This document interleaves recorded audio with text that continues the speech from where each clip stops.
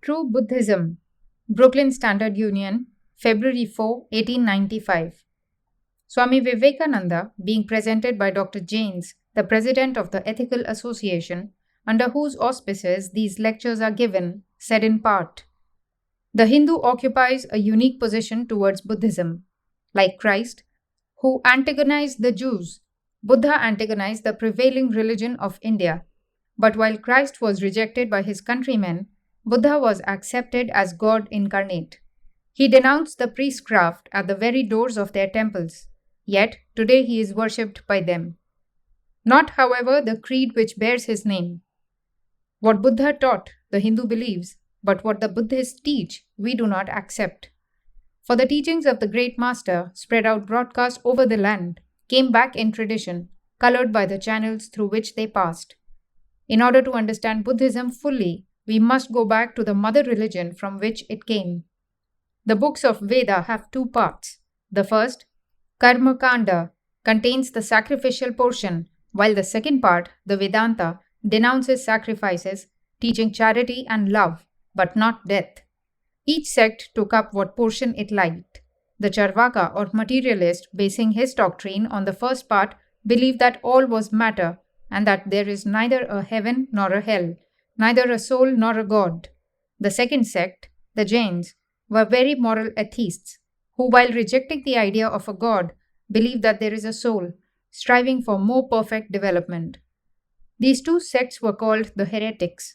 A third sect was called orthodox because it accepted the Vedas, although it denied the existence of a personal god, believing that everything sprang from the atom or nature.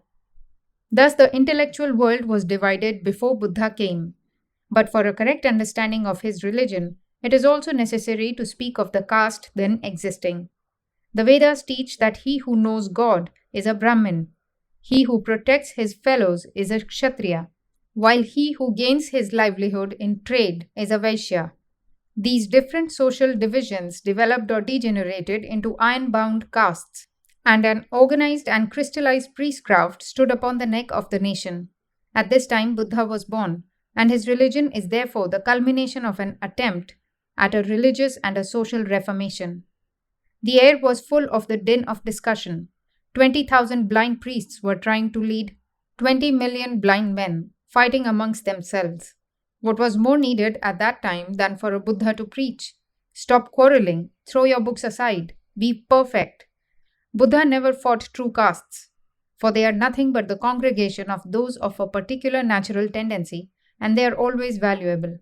But Buddha fought the degenerated castes with their hereditary privileges and spoke to the Brahmins.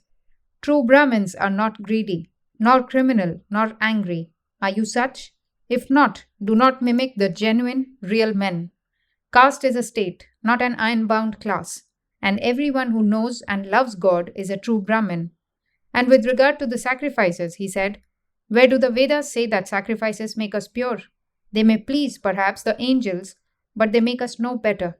Hence, let off these mummeries, love God and strive to be perfect. In later years, these doctrines of Buddha were forgotten. Going to lands yet unprepared for the reception of these noble truths, they came back tainted with the foibles of these nations. Thus the nihilists arose, a sect whose doctrine it was that the whole universe, God and soul, had no basis, but that everything is continually changing. They believed in nothing but the enjoyment of the moment, which eventually resulted in the most revolting orgies. That, however, is not the doctrine of Buddha, but a horrible degeneration of it, an honor to the Hindu nation, who stood up and drove it out. Every one of Buddha's teachings is founded in the Vedantas. He was one of those monks who wanted to bring out the truths hidden in those books and in the forest monasteries. I do not believe that the world is ready for them even now. It still wants those lower religions which teach of a personal God.